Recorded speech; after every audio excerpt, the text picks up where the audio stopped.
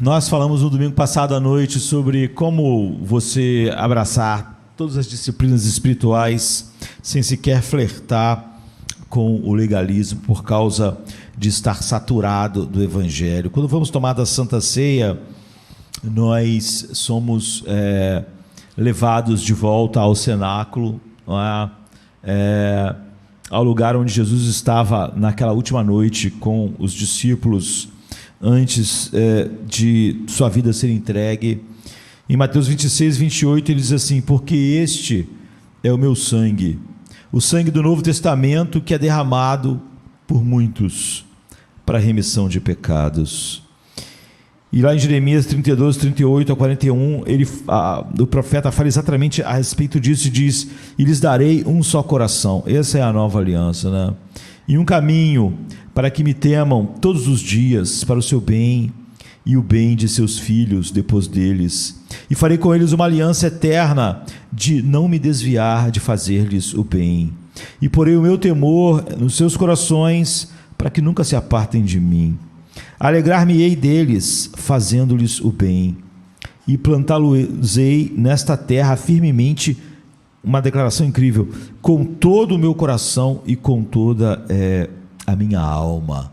Aqui nós temos 4 promessas da graça soberana de Deus, que nós celebramos e devemos ter o cuidado de não esquecer.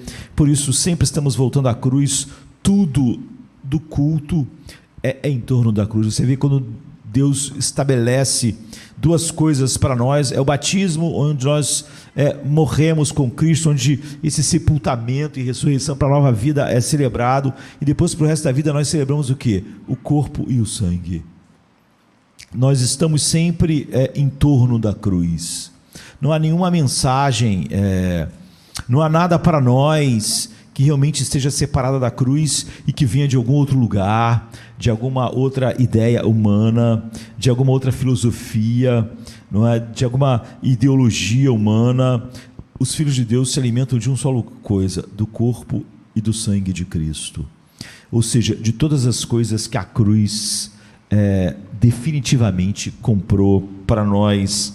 E por isso ele disse que a gente deve fazer isso sempre, sempre, sob o perigo de você esquecer um segundo sequer, que não há nada que você tenha colocado nisso. Tudo fluiu da cruz. E nós sabemos que as Escrituras proclamam esse Deus gracioso, que está prometendo promessas aqui grandiosas da graça soberana. 4, não é? E quanto mais nós pensamos na graça de Deus ou no que Deus faz, menos nós temos que despir das nossas ideias, não é? E cada vez mais sentir como nós precisamos da palavra de Deus. Outras pessoas perguntam como a graça de Deus realmente se parece. Se nós levarmos a justiça de Deus a sério, como ela é descrita para nós podemos sempre nos perguntar: como Deus pode nos amar, não é? Como Deus pode nos perdoar? Outro dia eu estava começando um culto, né, num domingo à noite, algumas semanas atrás. Eu estava falando como sempre que eu olho para a palavra de Deus, sobre a graça de Deus,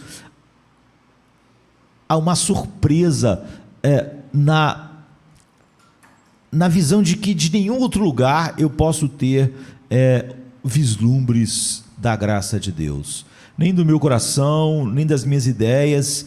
E como eu sinto cada vez mais a necessidade da palavra de Deus. E eu falei que certa vez eu estava lendo o livro de Miqueias, e no livro de Miqueias, no capítulo 6, 6 e 7, os israelitas mostram, os judeus, né, o povo de Deus tem uma visão distorcida de Deus. É fácil termos visões distorcidas de Deus. E nos versos de 1 a 5, Deus oferece uma repreensão ao povo de Israel, e ele faz algumas perguntas, e você vê que a resposta deles contém um engano muito comum, porque Deus diz assim: ouvi agora o que diz o Senhor, levanta-te, Contende com os montes e ouçam os outeiros a tua voz. Ouvi, montes, a demanda do Senhor. E vós fostes fundamentos da terra, porque o Senhor tem uma demanda com o seu povo. E com Israel o Senhor vai entrar em juízo. E Deus faz então algumas perguntas. Ó povo meu, o que eu tenho feito? E com que eu te cansei, te enfadei? Testifica contra mim, ou seja, levanta uma testemunha e diz com que eu te cansei e te enfadei. Pois te fiz subir da terra do Egito e da casa da servidão, te remi e enviei adiante de ti a Moisés, Arão e Miriam. Povo meu, lembra-te agora do que consultou Balaque, rei de Moabe, e o que lhe respondeu Balaão, filho de Beor, e do que aconteceu desde Sitim até Gilgal, para que conheças as justiças do Senhor. Então Deus chama o seu povo a dizer: me diz, vocês não vivem uma vida para minha glória, não há um deleite cheio de alegria em vocês, em mim. Agora, em que eu cansei vocês? Levantem testemunhas contra mim. É uma dura repreensão de Deus, e a resposta é chocante, mas eu acho que é dolorosamente familiar, porque você vê que não há nenhuma visão correta da graça de Deus em nossos corações. Nós nunca pensamos corretamente sobre a graça de Deus quando tentamos encontrar tanto na criação, quanto em nossos corações, quanto na mente das outras pessoas, dos homens, do pensamento humano, o frescor da verdade da graça de Deus. E a resposta do povo de Deus foi o seguinte: com que me apresentarei diante do Senhor e me prostrarei diante de Deus nas alturas? Irei diante dele com holocausto, com bezerros de 1 ano? O Senhor se agradará de milhares de carneiros, de 10 milhares de rios de azeite. Darei o meu filho primogênito pelo meu pecado, pela minha transgressão, o fruto do meu corpo pelo pecado da minha alma. Então a resposta parece piedosa, mas em vez de responderem a Deus com gratidão, com tudo que Deus tinha feito, com toda a graça que tirou eles do Egito como asas de águias, eles se expuseram, intencionalmente ou não. Não podemos entender, saber exatamente o tom em que eles estão falando. Eles pintam essa imagem de Deus que faz parecer um Deus exigente, cruel e impossível de satisfazer, no sentido de que as suas exigências são duras demais. O tom não é claro, nós podemos supor que o orador está genuinamente tentando se arrepender, ou poderíamos supor que o orador está achando Deus exigente demais na sua repreensão para eles. Portanto, não podemos saber a disposição do orador na resposta a Deus, mas nós sabemos que Deus vai dizer para eles que o que Deus exige, que a não ser que eles andassem humildemente com Deus não era verdade, que as exigências de Deus eram terríveis, altas, que Deus sempre providenciou a resposta adequada a Ele para nós mesmos. E a disposição deles aqui então é irrelevante se eles estão tentando achar um verdadeiro arrependimento, achando que Deus é duro demais, ou se eles não estão gostando da repreensão, achando que Deus é duro demais. Mas o ponto é que a sua visão de Deus não se alinha com a realidade, e nós estamos muito familiarizados com a resposta deles em Miqueias. Então, no início desse culto, há umas semanas atrás à noite, eu disse que quando eu tinha uns 18 anos, eu estava num lugar onde eu fui passar uns dias com alguns amigos, irmãos, mas a gente tinha 18, 17 anos, estávamos meio que acampando num lugar meio paradisíaco. Eu lembro que à noite, às vezes, a gente ia para a beira do mar, numas pedras, ficávamos orando. Era uma época de lua cheia, era tão claro que a gente conseguia ler a Bíblia mesmo num lugar totalmente escuro e sem luz nenhuma, só com a luz da lua. É óbvio que nessa época eu não tinha que usar óculos, essas coisas, não é?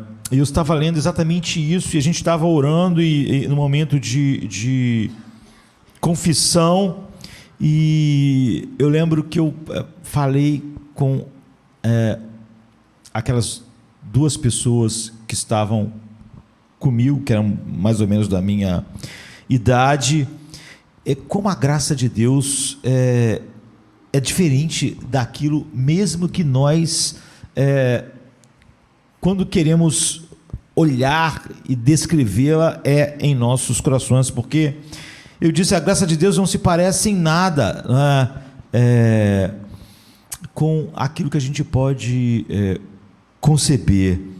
E quando a gente tenta entender a graça de Deus olhando para os nossos próprios corações, nossas próprias experiências, tudo que a gente consegue perceber é que a gente não pode confiar nas nossas experiências, em nossos corações, para entender a graça de Deus. Nós temos que ficar com a palavra de Deus e somente com a palavra de Deus. Talvez a resposta de Israel fosse daquela forma, porque eles tentaram compreender Deus além da palavra de Deus, né, com nossas percepções, e nós não estamos familiarizados com a graça e a misericórdia de Deus como ela está no coração de Deus. Nós tendemos a pensar na graça e na misericórdia como ela está no nosso coração, e como até nós mesmos somos chamados a exercer, e nós temos motivos para exercer a graça que são diferentes no coração de Deus. Isso faz nós pensarmos quão milagroso e misterioso é a graça de Deus para conosco. Isso devia nos pesar sobre nós. O homem natural, eu estava dizendo naquele início de culto, ele é motivado a ser gracioso porque o homem está ciente de que ele precisa desesperadamente de graça, de que ele é culpado, e de que se não for a graça de Deus, ele está perdido. E isso é uma motivação em seu coração para exercer graça às outras pessoas. O homem natural perdoa os outros, e mesmo a Bíblia diz para nós, por exemplo, na oração que Cristo nos ensinou, perdoa as nossas dívidas como nós temos perdoado. Nós precisamos de perdão, nós temos exercido então graça para com os outros. Oh Deus, continue exercendo graça para conosco, que somos miseráveis, e nós temos motivações para manifestar a graça que em nada expressam a grandiosidade, a maravilha, o mistério da graça no coração de Deus. Tem muitas pessoas que pensam que é muito simples, eles pensam que há graça no coração de Deus, mas ela é um mistério profundo, e quanto mais nós pensamos, mais ficamos espantados com esse mistério. E eu disse que naquele início de culto, lembrando que a gente tinha conversado há tantos anos atrás, que normalmente o exercer da graça sobre nós, e essa em que nós vivemos e que vamos celebrar na ceia, é a aliança da graça. Normalmente o que nos impulsiona são duas coisas para exercer graça. Eu disse, a primeira é o nosso próprio pecado. Como nós não vamos perdoar? Jesus conta a parábola do homem que foi perdoado de uma fortuna, e aí ele sai, e algum outro homem deve para ele uma ninharia, e ele não perdoa.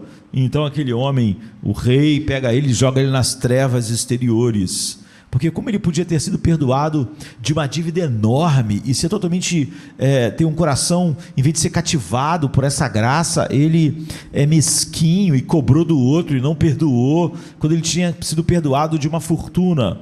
Então a gente vê que o nosso próprio pecado é uma motivação para nós exercermos graça. Como nós não exerceríamos graça se dependemos da graça completamente? A segunda coisa que eu disse, que na verdade eu tinha conversado com as pessoas há muitos anos atrás, é que a outra motivação grande de graça em nossos corações é a nossa ignorância. Nós sabemos muito pouco daquilo que as pessoas fizeram a nós, quando nós sabemos. Há pessoas que às vezes pedem perdão a você sem dizer exatamente o que é totalmente impossível, né? Você realmente perdoar, sei lá do que. Mas mesmo quando a gente sabe o que aconteceu, a gente nunca sabe completamente. nunca é contado em todos os detalhes. Não é? Há muita ignorância em nós sobre o que o outro fez, sobre o que o outro falou, sobre o que o outro pensou, sobre as afrontas ao teu caráter que foram feitas por aquela pessoa falando com outras pessoas. Há muita ignorância em nós. E essas duas coisas fazem parte grande de como nós exercemos graça em nosso coração. Primeiro, nós somos pecadores e precisamos do perdão continuamente, tanto de Deus quanto de outras pessoas. Então, como não exerceríamos perdão e graça? E a outra é a ignorância. Nós não temos a dimensão do tamanho, às vezes, da malícia do que foi feito, o que nos ajuda. Mas eu estava dizendo que a graça em Deus é uma coisa alucinante, é uma coisa que faz nossos corações realmente entrarem num redemoinho de espanto, não é? E quando eu comecei a processar isso, eu fiquei impressionado, porque Deus nunca é motivado pela pecaminosidade dele. Talvez se nós nunca pecássemos contra alguém e fôssemos perfeitos, naturalmente nós teríamos menos propensão a perdoar.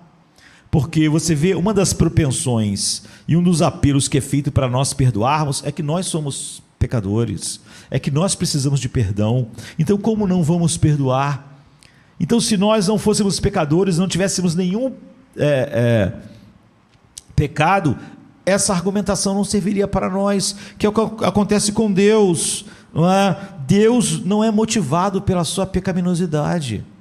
Ele não é motivado, eu vou perdoar porque preciso de perdão, eu vou perdoar porque eu também preciso, eu vou exercer graça aqui porque eu preciso que alguém exerça graça comigo. Nem Deus é capacitado a perdoar pela ignorância, de não saber completamente o quanto a ofensa foi longe, o quanto os pensamentos foram maldosos, ou quantas palavras foram maldosas, ou a intenção. Ele é um Deus santo e justo e completamente isento de pecado, e ele nunca cometeu um erro, e Deus pode fazer qualquer coisa menos falhar. Então, Deus é perfeito em todos os seus caminhos. Então pense, quando a gente diz que Deus é perfeito em todos os seus caminhos, se Deus fosse um médico, ele nunca perderia um paciente. Se Deus fosse um advogado, ele nunca perderia um caso. Não há uma bússola moral que possa medir quão correto e irrepreensível Deus é. De tal maneira que Ele mesmo é a bússola moral de todas as coisas. No entanto, quando nós, seus filhos pródigos, pecadores, rebeldes, que zombamos da sua glória, debochamos e cuspimos em sua face e chafurdamos no pecado, somos levados por Ele mesmo ao arrependimento. Ele está lá pronto para exercer graça, mas não porque Ele ignora a maneira com que nós pecamos contra Ele, não porque Ele precise de graça ou tem algo nele que não seja totalmente santo, e nem porque ele ignora, não é? Isso é totalmente misterioso, a graça de Deus no seu coração. Ele sabe tudo o que já fizemos, e Ele é capaz de lidar com isso. E seu conhecimento de quem realmente somos nunca impediu de Ele salvar, amar e cumprir o que prometeu na aliança eterna para todos aqueles que Ele deu a Cristo. E Ele está tão ciente do mal em nós, que Ele vê o mal em nós até no nosso melhor, de tal maneira que até, não é que Ele sabe tudo de mal que há em nós, mas o conhecimento dele do mal em nós é tão profundo, que até os nossos atos de justiça estão cheios de pecados para Ele. Ele consegue ver, ou seja, Ele consegue ver o mal no nosso melhor, naquilo que a gente faz de melhor. Ele ainda consegue ver todo o pecado que aquilo contém. Isso quer dizer que ele não vê nunca nenhum de nós em nós mesmos em que ele não veja o mal em nós. De tal maneira que os nossos atos de justiça, os melhores atos, são como trapos imundos. Ele consegue ver imundície no nosso melhor. Não é, a gente não desconhece a pessoa que nos está pedindo perdão, toda malícia, todo mal, mas é como se a gente pudesse ver até no que ela fez de bom, tudo que ainda tem de mal contra nós, naquilo que está sendo feito. A graça de Deus, eu diria então, é algo alucinante. Então toda vez que eu penso nessa realidade, eu sou levado a um constrangimento por essa graça. É por isso que Paulo diz que o amor de Cristo nos constrange, e é por isso que você só deve conhecer quem Deus é através das Escrituras, queridos. Você vê, se você tentasse compreender a graça conforme você mesmo pode conceber em sua mente, estaria distante do que é a graça de Deus. Se você tentar compreender a graça de Deus a partir de como você exerce a graça, ou de como os irmãos exercem a graça, você teria uma ideia errada da graça de Deus. Nós não podemos confiar em nada para conhecer Deus e sua graça, Deus e seu caráter, a não ser a palavra de Deus. Você vê que a Bíblia está nos mostrando algo totalmente desconcertante sobre a graça de Deus, mas nós nunca entenderíamos isso olhando para a graça em nossos corações, por mais graciosos que nós fôssemos. Nós, grande parte, apesar de ter outras coisas envolvidas da manifestação da graça em nossa vida, é porque nós somos pecadores e porque nós somos ignorantes, e isso não se aplica a Ele. Portanto, a gente nunca deve procurar conhecer Deus fora das Escrituras. Aqui nós conhecemos Deus de uma maneira muito mais profunda que nossas mentes podiam conceber, ou as belezas que nós vemos em Deus reveladas nas Escrituras nunca podem ser vistas claramente em outra coisa ou em outro objeto que não seja o próprio Deus. E nada que o homem concebeu como religião contém graça assim. É por isso que ler a Bíblia e comungar com Deus é essencial para o nosso florescimento, não é? Quanto menos lemos e oramos a Bíblia, mais nossa visão de Deus é manchada. Você vê, por mais que você quisesse ter os melhores pensamentos sobre a graça de Deus, quanto menos você lê a Bíblia, os teus conceitos sobre a graça de Deus vão ser manchados. O máximo é que você ia achar que a graça de Deus é como ela é no seu coração, que grande parte do que compõe ela é o fato de você ser pecador, então exerce graça, ser ignorante e faz parte do teu exercício de graça, quando na verdade isso de maneira nenhuma faz parte daquilo que Deus é quando exerce a sua graça. Assim, essa é a única maneira de você não diminuir nada da cruz, nada da graça, nada da beleza de Deus, é não tentar encontrar informações sobre Deus em nenhum outro lugar, nem no seu coração, nem na sua mente, que dirá na mente do mundo, do humanismo secular. Você não tem como entender o amor de Deus olhando para você amando seu filho, olhando para você amando. Você pode usar essas metáforas que ficam infinitamente distantes da realidade, mas é a linguagem humana, nós temos limites, não é? Mas nós não podemos conhecer assim quem Deus realmente é. E quando nós falamos sobre graça, cada vez mais, no domingo a gente estava falando a respeito disso à noite, essa palavra cada vez mais é esvaziada, porque nós não ficamos com a palavra de Deus e nos maravilhamos quão alucinante a graça é no que ela faz, tanto afastando a culpa, mas quando sendo um poder que opera em nós o que Deus quer. Como o pecado não nos faz só culpados, não é? O pecado é um poder, não é? Um poder que domina as nossas o nosso homem interior, nossa vontade, escraviza nossos desejos, nossas paixões. O pecado não é só uma coisa que nos faz culpados. A graça para lidar com o pecado, nós vimos, ela é muito mais do que algo que diz você não vai para o inferno, você foi justificado. Ela é um poder maior que o pecado, é o único poder maior que o pecado que existe nesse mundo. Então, a gente viu Paulo dizendo: mas pela graça de Deus eu sou o que sou, e sua graça para comigo não foi em vão, antes trabalhei muito mais do que todos eles, todavia, não eu, mas a graça de Deus em mim. Nunca pensar um segundo sequer sobre a visão do que é a graça de Deus, com as nossas próprias ideias, ou com as nossas próprias experiências. Nas cartas de Paulo tem 26 bênçãos para nós, e elas estão em 26 textos diferentes. Eu queria lembrá-los rapidamente. É meio estranho falar em 26 textos, não é? Mas é mais fácil do que nós pensamos, porque a gente pode pensar em essa quantidade de texto tornar inviável nós não demorarmos muito. Mas Paulo escreveu 13 cartas no Novo Testamento, e ele começa e termina cada uma delas com uma bênção de graça sobre os leitores cristãos.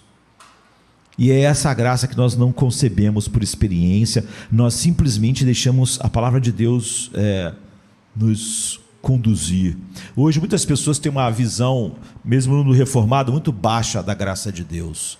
Cada vez mais, mesmo no mundo reformado, as pessoas dizem que a graça nos salva e não faz mais nada nas pessoas. Elas estão tão desesperadas, tão infelizes, tão sem paz quanto o resto do mundo. Elas só não vão para o inferno. Isso é um falso evangelho.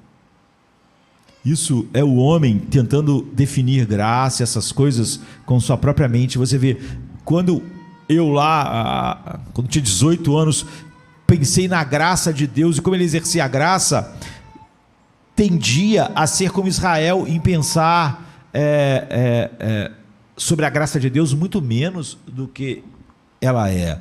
Porque quando eu olhava, mesmo quando o que a Bíblia diz sobre a graça para o homem, eu achava que essa graça em mim podia ser uma base para entender a graça de Deus. Mas quando eu percebi que a graça que flui de mim depende muito de duas coisas que Deus nunca experimenta, que é o fato de eu ser pecador e ser ignorante, eu vi que sempre que você se afasta da Bíblia para definir qualquer coisa, você se afasta da realidade, mesmo que você tenha a melhor boa intenção.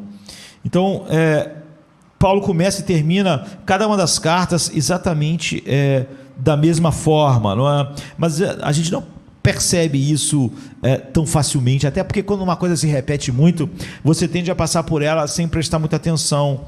E a coisa que eu vi ao meditar sobre isso há tempos atrás é que todas as cartas começam com a mesma bênção e terminam com a mesma bênção. Começa com graça a você, e sempre no final da carta, eu já chamei a atenção isso aqui, ele diz graça com você. Sempre é igual, é o mesmo padrão nas 26 bênçãos, nas 13 cartas que Paulo escreveu. O último versículo da carta de Paulo a Filemão, por exemplo, ele diz: a graça do Senhor Jesus Cristo seja com o vosso espírito. Não é?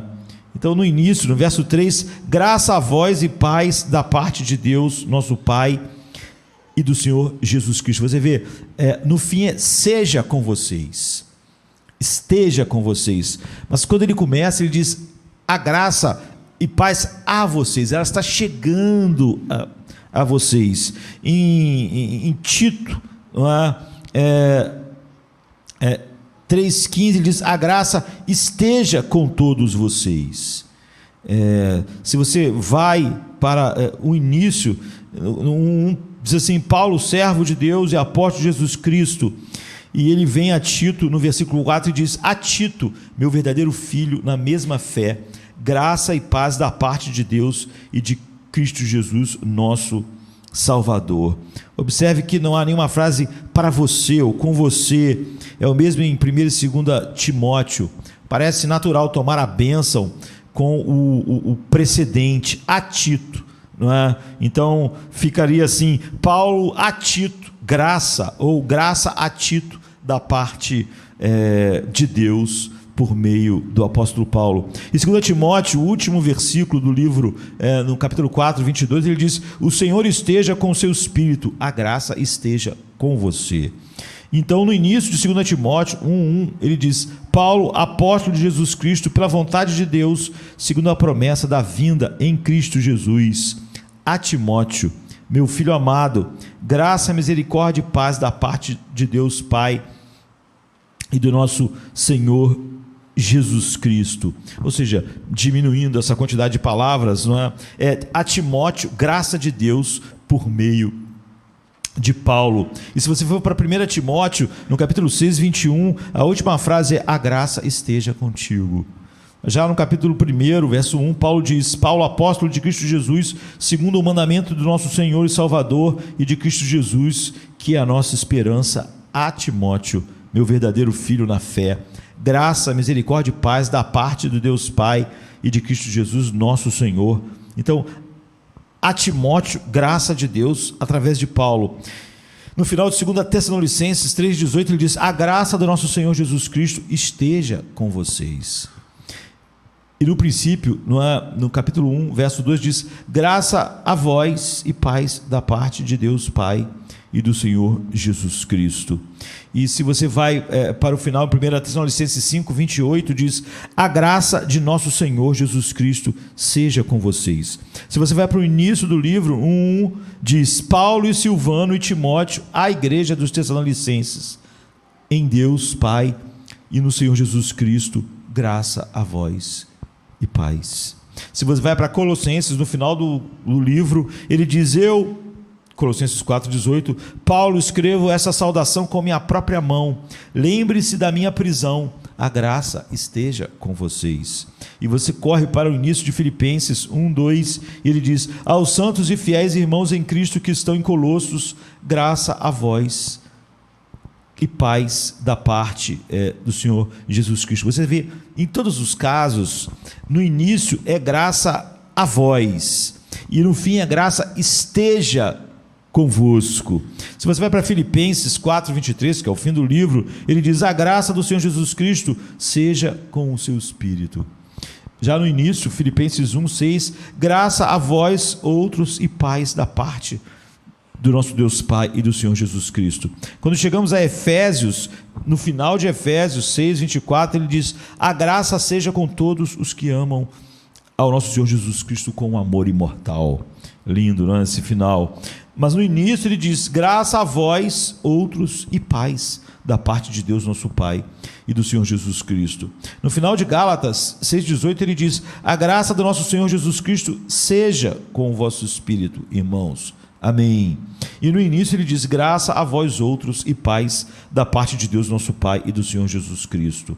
Já no final de 2 Coríntios 13:14 ele diz: a graça do Senhor Jesus Cristo e o amor de Deus e a comunhão do Espírito Santo sejam com todos vocês. No início da carta, no capítulo 1, verso 2, ele diz: graça a vós e paz da parte de Deus, nosso Pai, e do Senhor Jesus Cristo. Em 1 Coríntios acontece a mesma coisa. No capítulo 16, 23, ele termina assim: a graça do Senhor Deus esteja convosco. Mas no início, no capítulo 1, verso 13, ele diz: graça a vós outros e paz da parte de Deus, nosso Pai, e do Senhor Jesus Cristo. E quando chegamos a Romanos 16, 20, que é o final, ele diz: e o Deus de paz em breve esmagará Satanás debaixo dos vossos pés. A graça de nosso Senhor Jesus Cristo esteja convosco. Mas no início de Romanos, no capítulo 1, verso 7, ele diz: a todos os amados de Deus em Roma, chamados santos, graça e paz da parte de Deus nosso Pai e do Senhor Jesus Cristo. Então você vê que todas as cartas, 13 cartas, 26 bênçãos, são exatamente iguais. Elas são iguais no início e no fim. Nunca é diferente, nunca uma começa de um jeito e acaba de um jeito diferente da outra carta. A palavra é colocada de um jeito no início e de outro jeito no final, de maneira igual em todas as cartas. O que podemos aprender com o padrão da graça? Mais uma vez, sobre a graça, nós não podemos aprender nada conosco mesmo. com nossas sensibilidades, percepções, como a gente viu quando a graça é exercida no perdão. Se nós olharmos para a nossa própria experiência, nós temos uma ideia totalmente menor da graça de Deus, que é alucinante na sua operação, por não operar nem por Ele precisar de graça também, como nós, e nem por ignorância, como acontece conosco. Então, qual é o link comum em 26 textos da Bíblia em que Paulo começa suas cartas? Graça é a única palavra que é comum a todos os 26 textos. Você não pode falar do Evangelho sem a graça, mas você não pode definir a graça fora da Bíblia. Você não pode dizer para alguém: olha, a graça de Deus te salvou. Você agora vai continuar sendo exatamente quem você era, mas pelo menos a graça agora vai te levar para o céu. Porque não é assim que a Bíblia faz. O link entre esses 26 textos é que todos eles têm essa palavra em comum. A bênção envolve a graça de Deus. Não existe bênção de Deus para quem é salvo que não seja através da sua graça.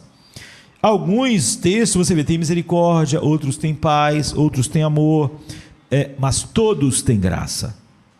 Quase todos têm paz, mas todos têm graça. Eu tomo isso como um toque de trombeta bem alto em nossos ouvidos, assim, que devia chamar nossa atenção, todas as cartas serem dessa forma, para a graça, e como a graça é central em tudo que o Evangelho é e faz, e é o que nós celebramos na Santa Ceia. Cada carta de Paulo começa e cada carta de Paulo termina com graça, e a graça envolve todos os ensinamentos da graça. O que Paulo está dizendo é por isso que na pregação bíblica não cabe nenhuma gota de humanismo. O que Paulo está dizendo é que tudo o que vai fluir na carta que ele está escrevendo flui da graça de Deus.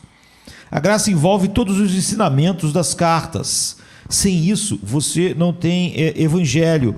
Você poderia dizer que a vida cristã começa com graça, é mantida pela graça e chega ao fim pela graça. Como a gente viu no domingo passado, não é? Contudo, não eu, mas a graça de Deus em mim. Então, Paulo disse: mas pela graça de Deus sou o que sou, e a sua graça para comigo não foi em vão. Não só me levou para o céu, antes trabalhei muito mais do que todos eles, todavia não eu, mas a graça de Deus comigo. Então a graça da qual estamos falando é a graça de Deus. Nós vimos como mesmo a graça operando em nós, regenerados, é diferente do que ela é no coração de Deus. Ela é algo alucinante, espantoso e misterioso no coração de Deus. Ela tem elementos que não tem nada a ver com os elementos dela em nós.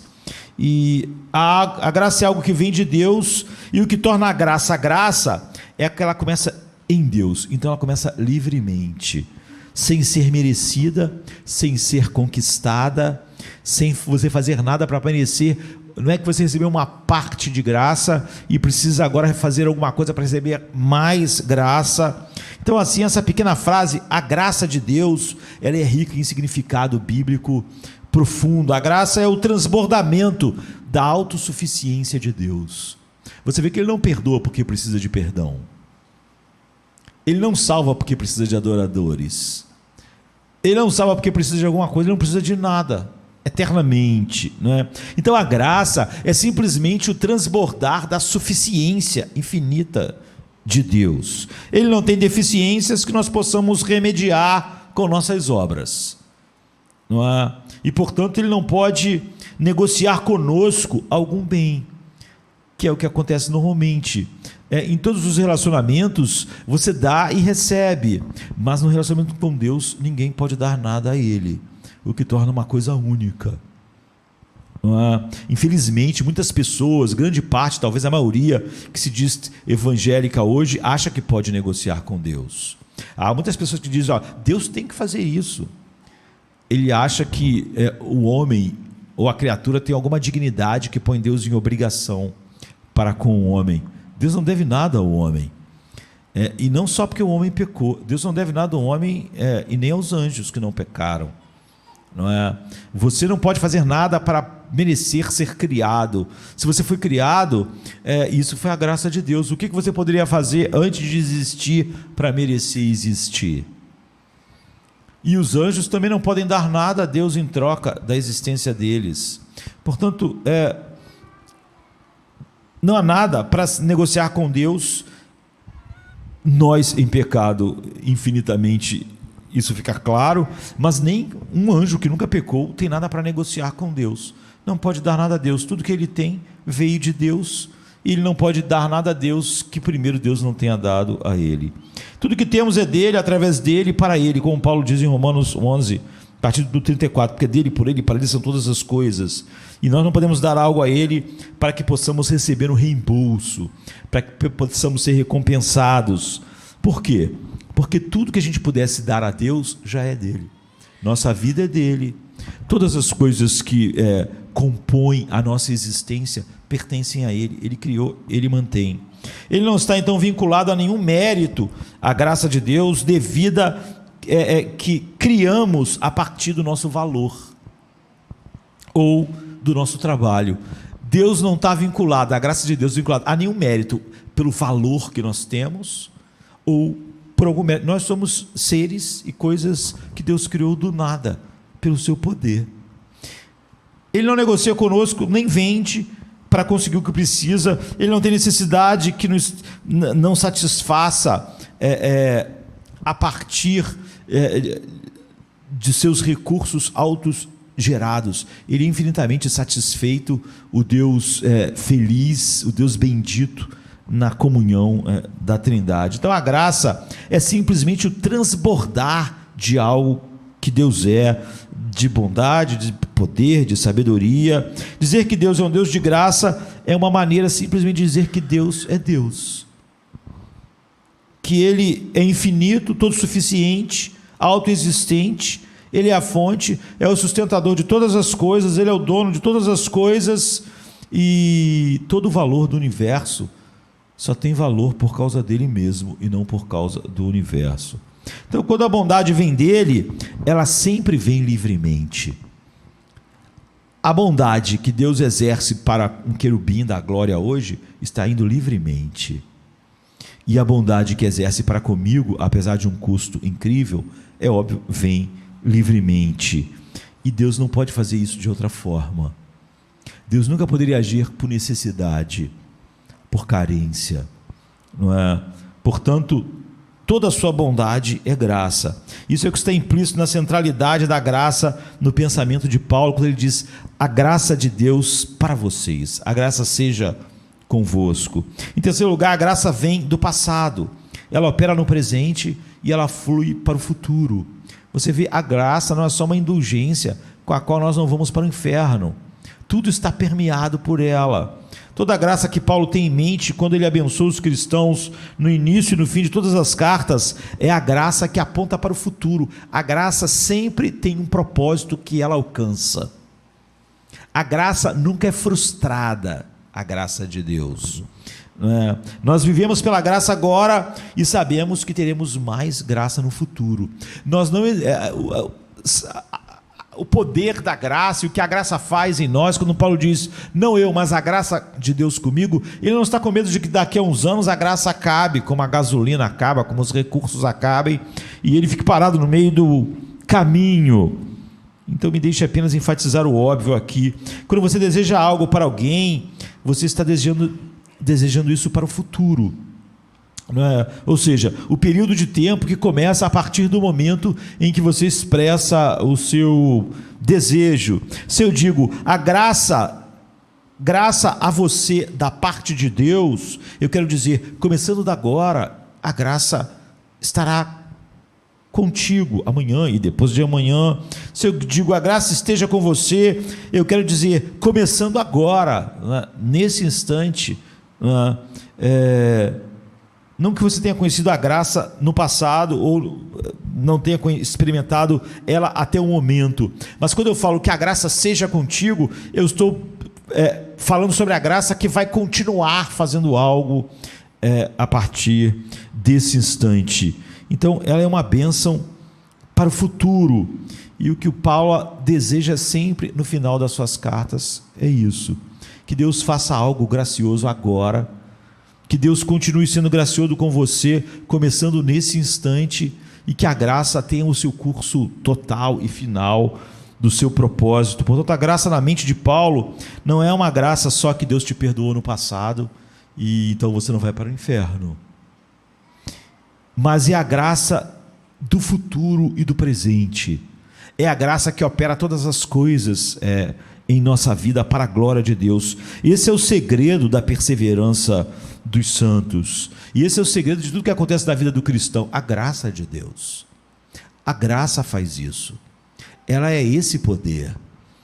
A morte e a ressurreição de Jesus foram grandes obras da graça, e o seu chamado eficaz e novo nascimento, e fé e arrependimento e justificação foram obras da graça, mas a santificação será obra da graça, cada fruto do Espírito será obra da graça, cada crescimento do deleite em Cristo será obra da graça, e assim será até o fim.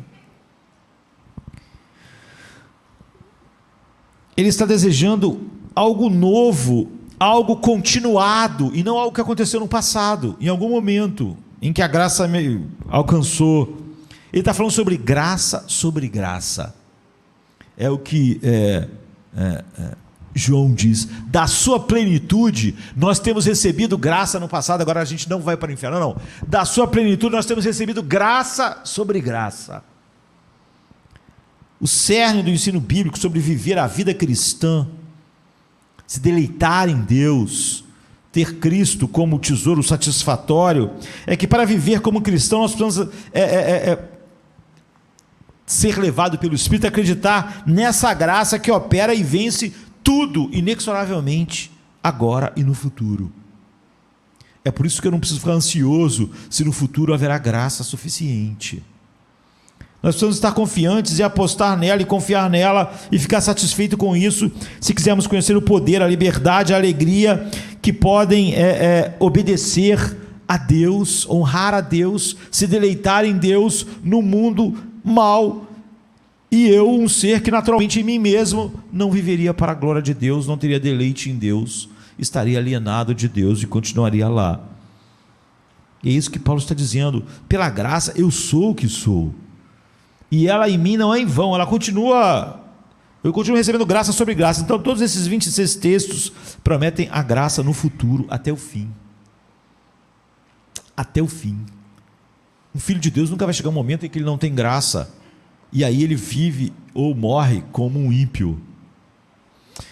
Paulo expressa como é viver na graça hoje e amanhã, não é? Através dessa declaração de: pela graça de Deus eu sou o que sou. Em outras palavras, dia a dia, enquanto Paulo olha para o próximo momento do seu ministério, da próxima cidade, das próximas perseguições, foi dito a ele que ele apanharia de cidade em cidade, ele diz: não eu, mas a graça de Deus comigo. Quando você ouve um sermão, em vez de você começar a dizer: não, mas o meu temperamento, mas a minha criação, você devia dizer: não eu, mas a graça de Deus comigo. Esse sermão não é sobre o que eu posso fazer, o que minha criação fez, o que os seres humanos podem, sobre o que o humanismo diz. Esse sermão é sobre a graça. O que está sendo pregado para mim é a graça. Então, quando eu escuto um sermão, em vez de eu levantar as barreiras do meu temperamento, eu sou uma pessoa muito ansiosa, eu sou uma pessoa muito assim, eu sou uma pessoa que tive uma criação desse jeito. O que eu vejo quando eu olho para um sermão, quando eu leio, quando eu medito na Bíblia, quando eu escuto, o que eu penso é: não eu, mas a graça de Deus em mim. E a graça de Deus em mim não é em vão. Assim que eu ouço o sermão, eu não ouço o sermão a partir dos meus recursos, não eu, mas a graça de Deus que está sendo dada a mim, nova a cada manhã, graça sobre graça, por exemplo, através do sermão desta manhã. E Paulo viveu pela fé na graça, momento após momento, no presente, indo para o futuro, e portanto ele abençoou as igrejas repetidamente com a graça a partir daquele ponto para o futuro.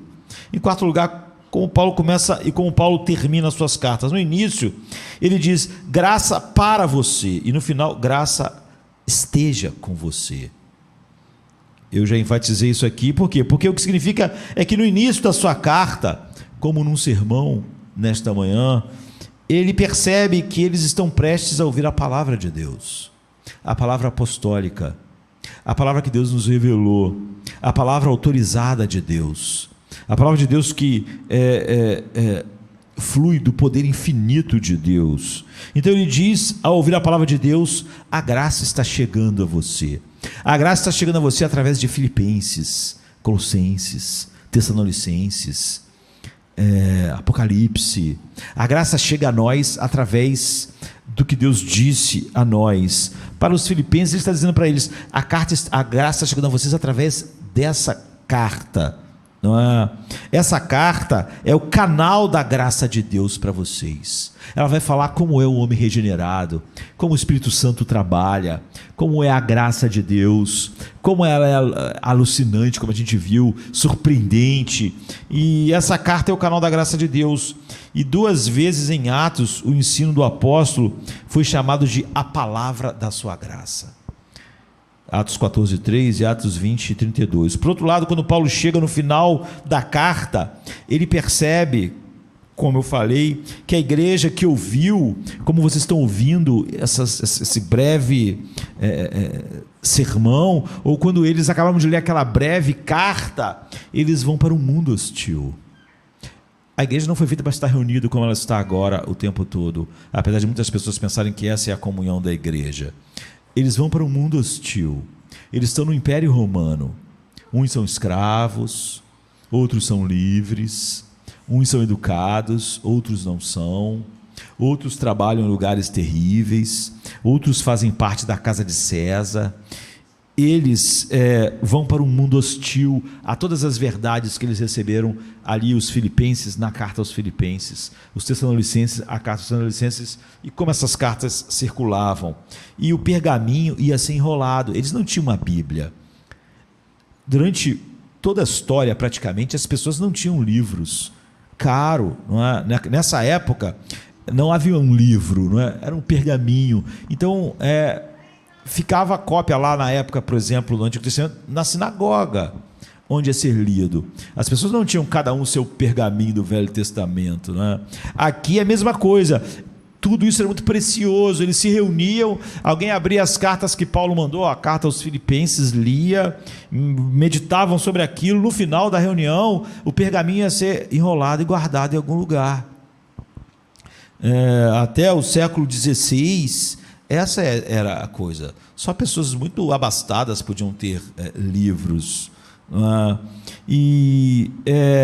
Então eles iriam fechar aquela carta aos Filipenses e ia ficar na casa de alguém, guardada lá como um tesouro.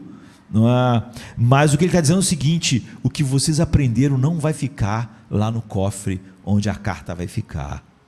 A graça que chegou a vocês através da carta vai com vocês.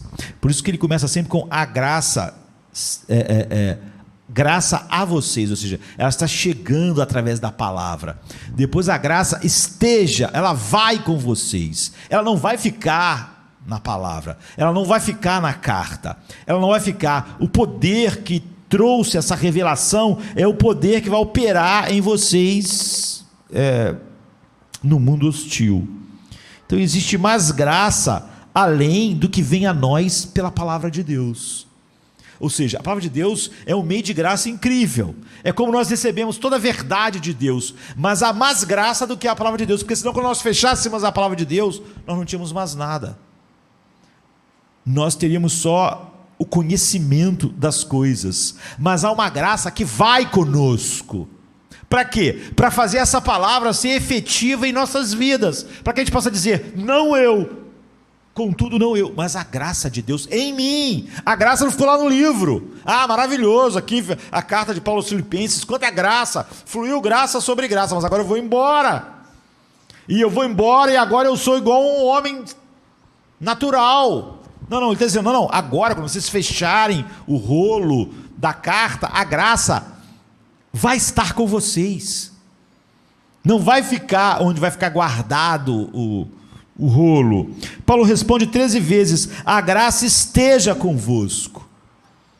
A graça não fica trancada no pergaminho, não fica trancada nas páginas da Bíblia, no cofre. Quando o sermão acabar essa manhã, a graça não terminará no amém.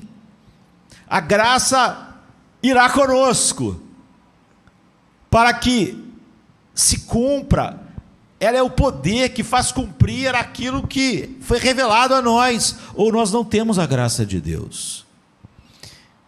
Vai com você, porque Cristo vai com você. No final de 2 Tessalonicenses 3,16, Paulo diz: o Senhor seja com todos vós. Isso é a mesma coisa que dizer: a graça seja convosco. O poder que ressuscitou Cristo dos mortos é a graça que está com vocês, é a vida de Cristo. E o que Cristo diz?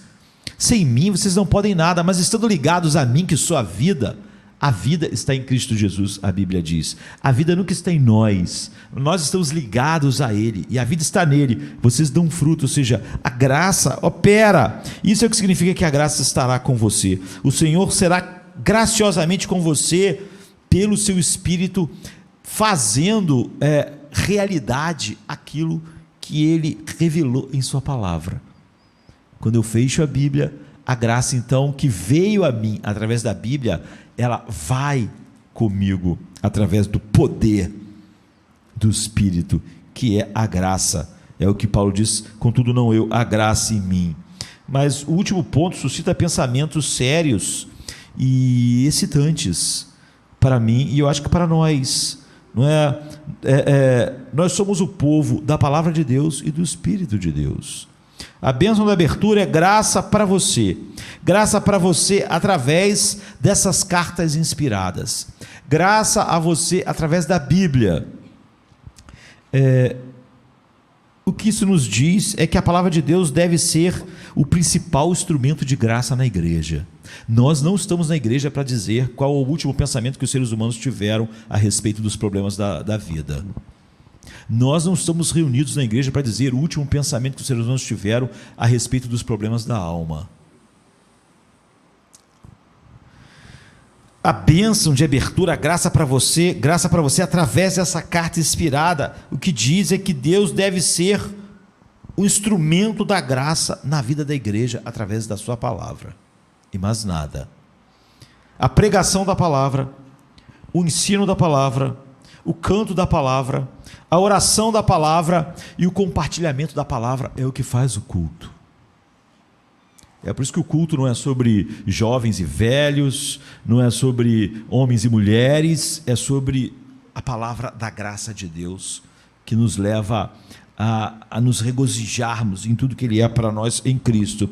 Se a graça livre e soberana de Deus deve ser central na vida da nossa igreja, há só uma maneira: nós devemos ser um povo só da palavra de Deus.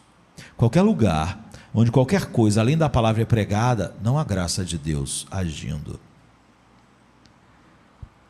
E a bênção final, a graça esteja convosco, diz para nós: quando a palavra falada e pregada, não há nenhuma capacidade em vocês para viver isso. Portanto, não precisem dizer, enquanto estão ouvindo um sermão, que aquilo não é possível ao ser humano. O que nós temos que dizer ao ouvir tudo que Deus diz para nós é: contudo não eu, mas a graça de Deus em mim. Pelo Espírito Santo é confirmado através da palavra essa verdade. Nós somos iluminados pela palavra, gerando fé pela palavra, e aí obras capacitadoras pela graça em nossas vidas.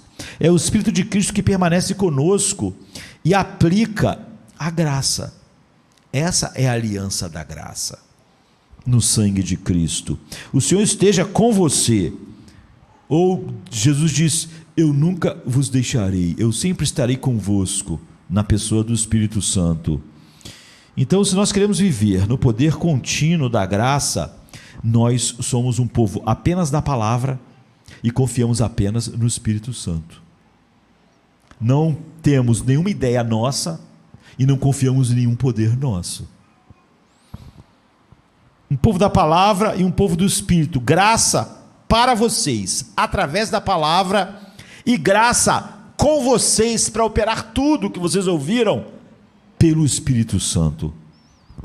Então é óbvio que nada que eu prego funciona para um homem não regenerado. Nada. Na verdade, quando a igreja se reúne, ela está se reunindo para ser edificada. E nada que é falado, a única coisa que realmente é útil para um homem não regenerado num culto é ele ser chamado eficazmente pelo Evangelho. Nada até isso tem nenhuma utilidade para ele. Não vai ajudá-lo. Eu estou a minha vida inteira aqui em Jardim da Luz, o que eu ouço para mim, nessas duas palavras de Paulo, é isso. Zemar, eu quero que você fique entre essas duas palavras. A graça seja convosco, a graça com você, através da Bíblia, através da palavra, isso que compõe o culto. E a graça seja com você no Espírito Santo, para que a palavra seja eficaz na vida de vocês, e vocês possam dizer: contudo não eu, mas a graça de Deus. Eu quero que você fique, é o que Deus diz para mim através da Bíblia, lá no púlpito, e que você se humilhe sobre essa palavra, e abra ela semana após semana. Não quero que você fale nada sobre outra coisa. Eu quero que você esqueça a sua inteligência, as suas capacidades, se é que você tem alguma. Eu não quero que você fale sobre a sua última ideia ou sobre a última ideia de algum ser humano. Eu quero que você se humilhe, fique lá no púlpito e se humilhe sobre a minha palavra e abra semana após semana diante do meu povo, porque não é o seu povo, não precisam da sua ideia, não precisam da ideia de nenhum ser humano, eles precisam ouvir a minha palavra. E se você e eles, Deus está dizendo para nós, receberem a minha palavra, a graça que revelou a palavra estará com eles para implementar com poder aquilo que a graça fez ao revelar a palavra. Minha graça estará com eles, estará com você, e a minha graça vai bastar. E o seu futuro será a graça operando continuamente até o final.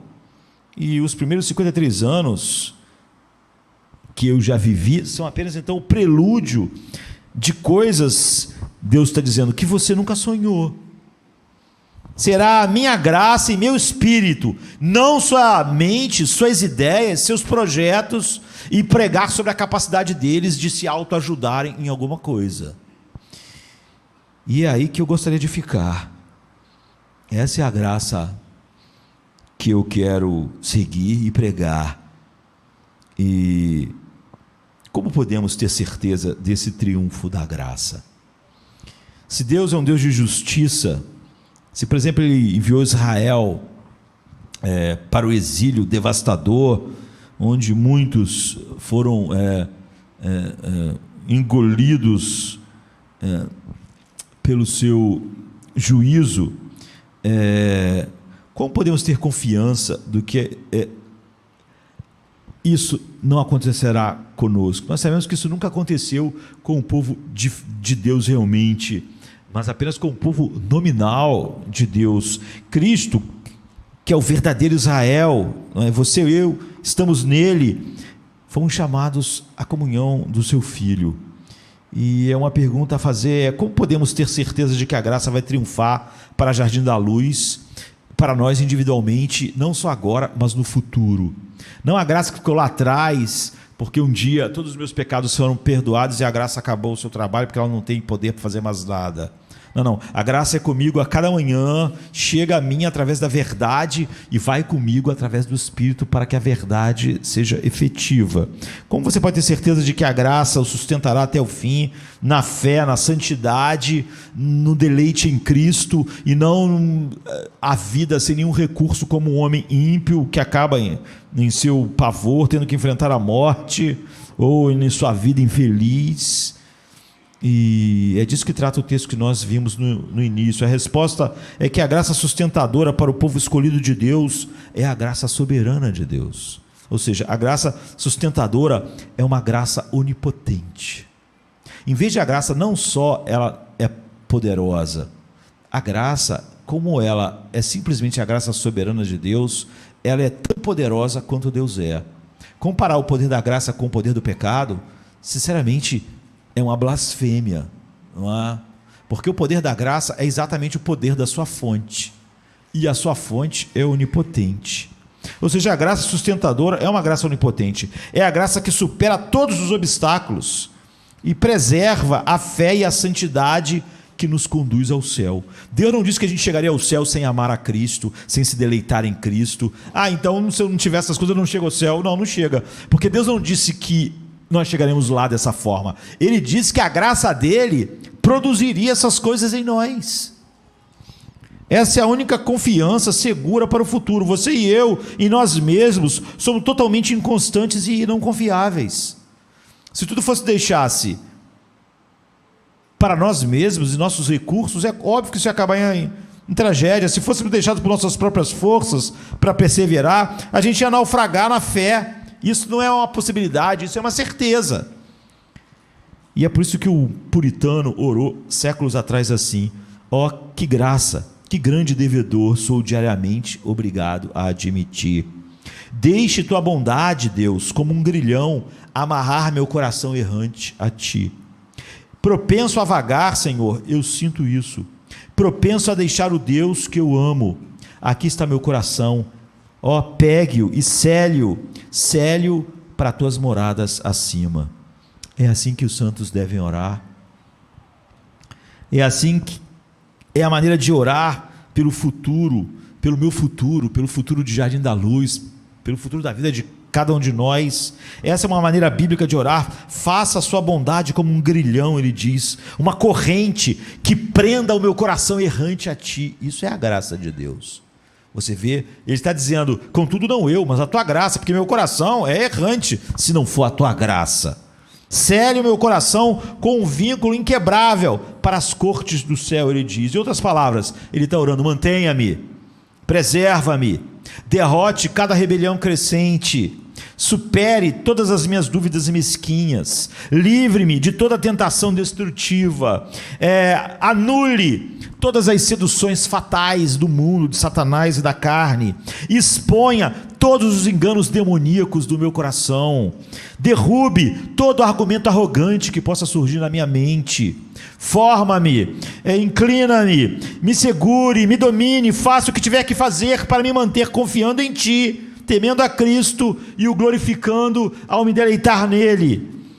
E nós devemos orar assim. A resposta de cada um daquele início e final das cartas é sim. Esse é o tipo de canto e oração que está enraizado na promessa da nova aliança. Esse é o cálice da nova aliança, do meu sangue.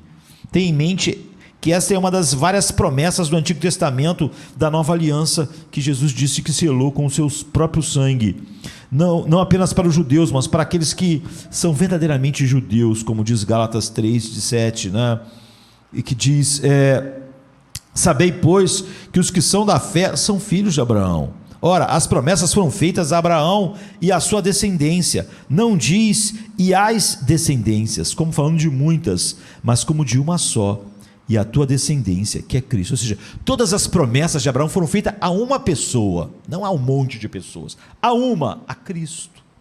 E ao nos colocar em Cristo, nós temos todas as promessas. E nós lemos no início: e lhes darei um mesmo coração e um só caminho, para que me temam todos os dias, para o seu bem e o bem dos seus filhos depois deles, e farei com eles uma aliança eterna, de não me desviar de fazer-lhes o bem, e porei o meu temor nos seus corações, para que nunca se apartem de mim, e alegrar-me-ei deles, fazendo-lhes bem, e plantá-los-ei nesta terra firmemente. E uma das declarações que eu acho mais incríveis da Bíblia: com todo o meu coração e com toda a minha alma. Então, 4 promessas que eu disse da graça soberana. Na primeira, Deus será o nosso Deus. Deus promete ser nosso Deus. No versículo 38, eles serão o meu povo e eu serei o seu Deus. É uma promessa da nova aliança da graça. Todas as promessas ao seu povo se resumem a isso: eu serei o seu Deus, então minha graça será sua, assim minha onipotência será sua. minha sabedoria será sua. Eu vou usar toda a minha sabedoria e toda a minha poder infinito para operar todas as coisas para o seu bem. Ou seja, eu usarei tudo que eu sou, toda a minha sabedoria, todo o meu poder, todo o meu amor, para garantir que você permaneça como meu povo, sendo transformado pelo meu Espírito, e isso é a minha graça. Essa é a aliança da graça. Não simplesmente eu te perdoei há muito tempo atrás e só. Tudo o que eu sou como Deus, eu exerço para o seu bem. Agora, pense em tudo que Deus é como Deus, toda a sua sabedoria, todo o seu poder, toda a sua glória. Ele diz, eu vou usar para o seu bem, e isso é a graça de Deus. Esse é o tamanho dela. É isso que Paulo está dizendo quando diz, contudo não eu, mas a graça de Deus em mim. Ele está dizendo, é a onipotência de Deus em mim, é a sabedoria infinita operando tudo para o meu bem, é a mão de Deus me fazendo chegar ao fim, é Ele operando o querer e o efetuar. A segunda coisa, Deus mudará nossos corações, é a segunda promessa da graça soberana, da aliança da graça. Deus prometeu mudar nossos corações e nos fazer amá-lo e temê-lo. Eu não amo a Deus, não sei, mas não acredite ser um cristão se você não ama a Deus. Pedro disse que amam a Cristo e tem uma alegria indizível. Ele não está dizendo que os homens são capazes disso, ele está dizendo que a graça faz. No verso 39 e 40 diz, eu lhes darei um só coração e um só caminho, para que me temam, e eu porei o meu amor em seus corações. Essa é a graça de Deus, essa é a aliança da graça. Eu vou colocar meu amor lá. Em outras palavras, Deus não ficará simplesmente parado para ver se nós, por nossos próprios poderes, vamos temer a Ele e vamos amá-lo. Eu já perdoei vocês, fiz o que a graça podia fazer, agora eu estou aqui torcendo que vocês me amem e que vocês me temam.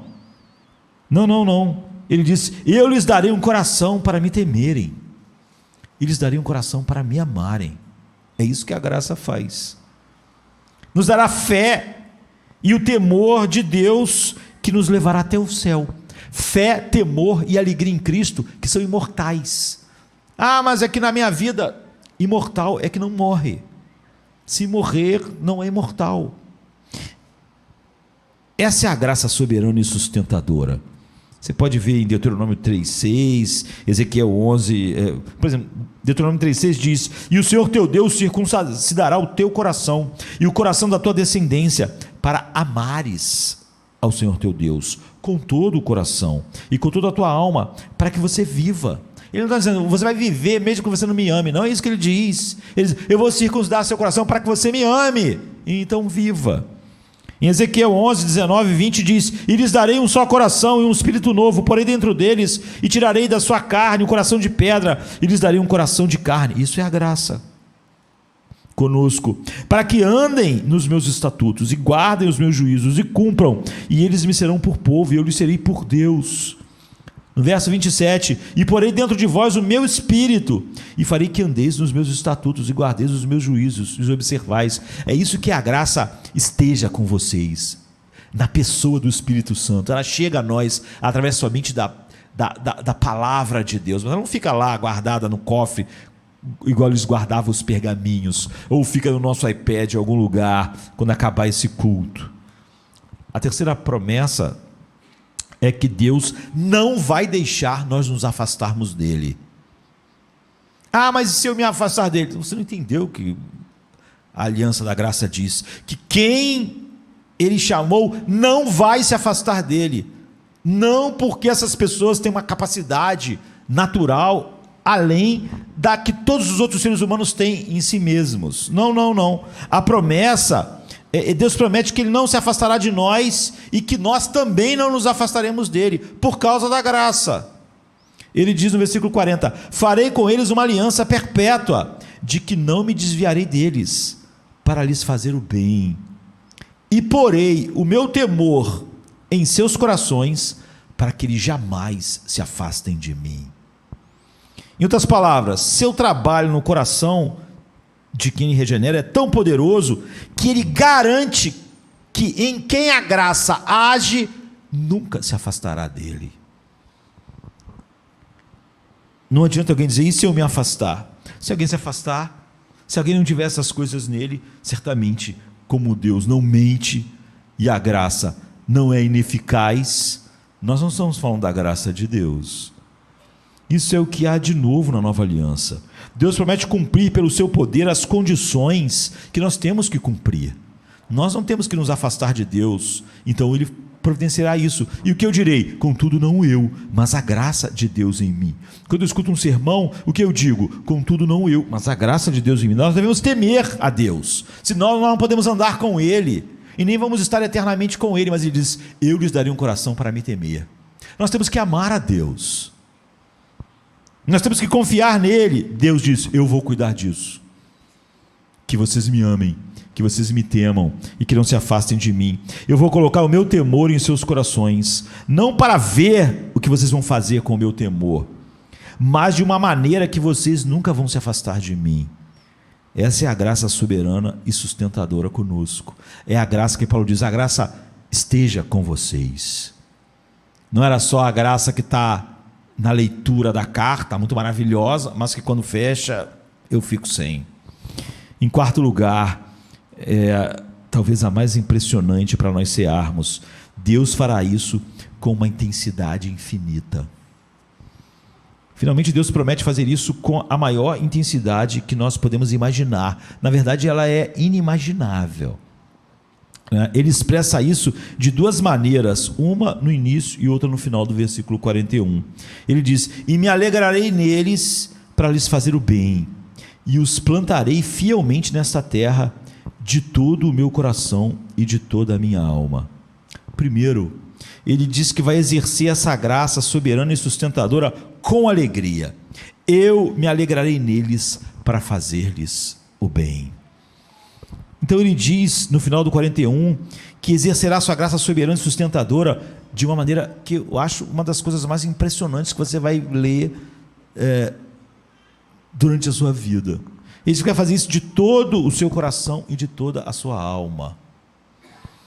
Quão grande é o desejo de Deus de fazer bem àqueles a quem Ele deu a sua graça? Qual é o tamanho do desejo?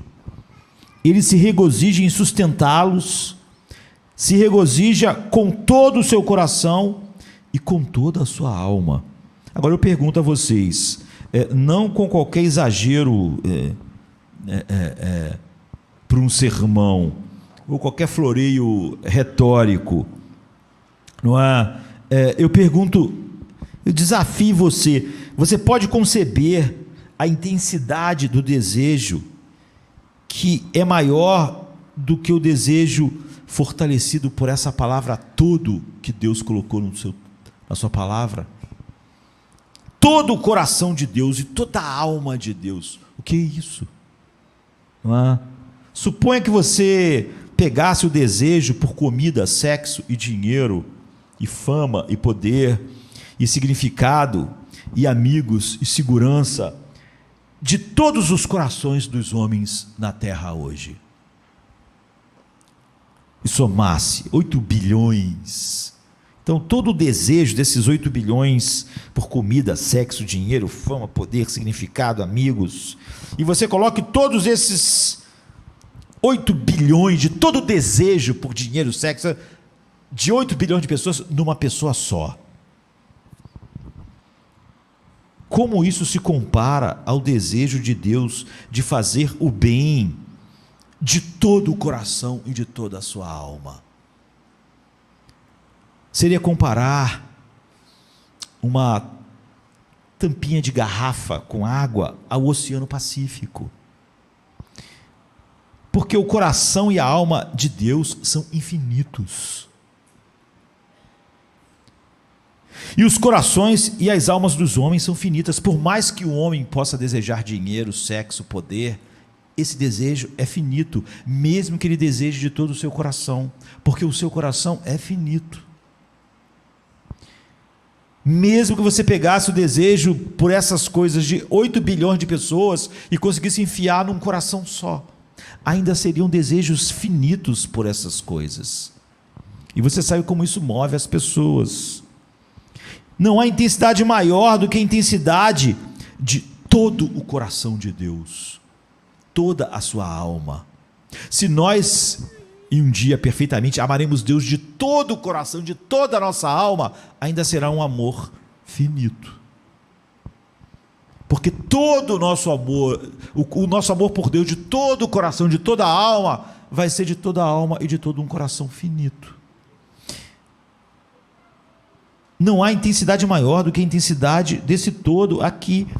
E essa é a intensidade da alegria que Deus sente em sustentar você pela graça soberana. Alegrar-me-ei neles para lhes fazer o bem, de todo o meu coração e de toda a minha alma. Alguns de vocês podem estar provando a doçura dessa graça pela primeira vez há pouco tempo. Essa é a obra do Espírito Santo em sua vida, e o que nós devemos fazer é ansiar que da sua plenitude nós recebamos graça sobre graça. Acabe com todos os argumentos.